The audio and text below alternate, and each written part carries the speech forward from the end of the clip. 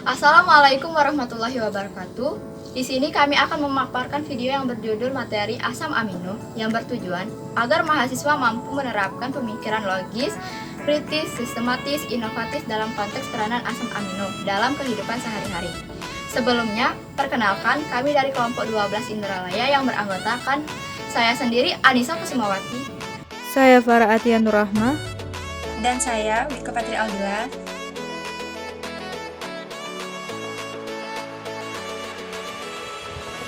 Ikan merupakan sumber pangan hewani yang sudah tidak asing lagi di masyarakat.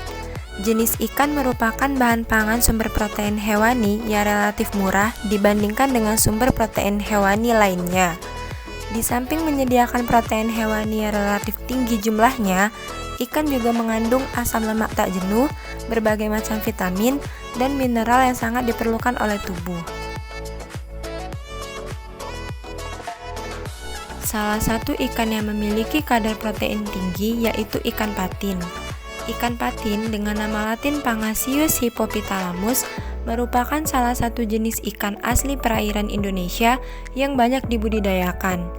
Ikan patin banyak dikonsumsi masyarakat dikarenakan ikan patin tidak hanya mudah didapatkan dan mudah dibudidayakan, namun juga memiliki kandungan gizi yang cukup tinggi, terutama dalam kandungan proteinnya.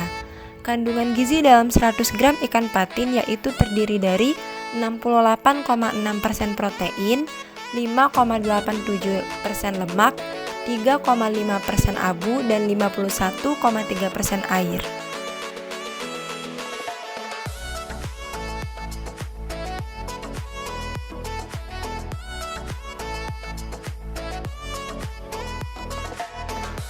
Namun ada perbedaan dalam kadar protein ikan patin pada saat diolah secara digoreng, dipanggang, dan direbus.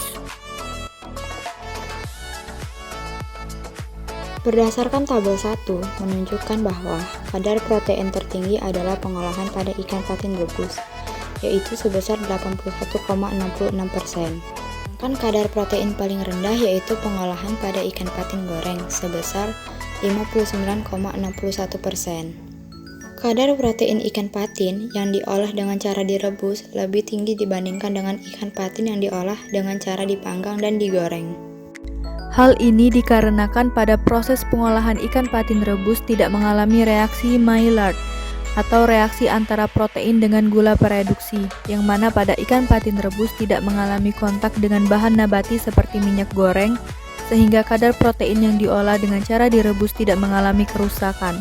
Kadar protein meningkat disebabkan pada perlakuan atau suhu dan waktu perebusan, tidak menyebabkan hilangnya gugus amino sehingga total nitrogen masih tinggi.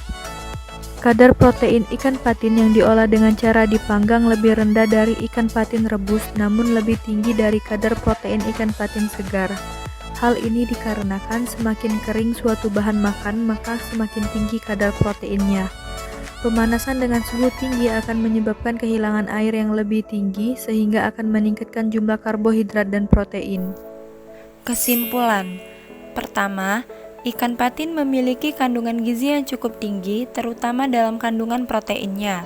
Kandungan gizi dalam 100 gram ikan patin yaitu terdiri dari 68,6% protein, 5,87% lemak, 3,5% abu, dan 51,3% air.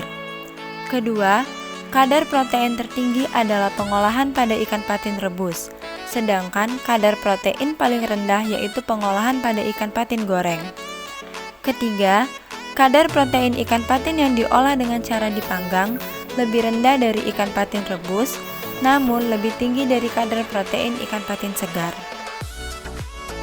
Oh iya, teman-teman perlu diketahui bahwa makanan yang banyak mengandung protein tidak hanya ikan, ada juga daging sapi, putih dan kuning telur, serta masih banyak yang lainnya.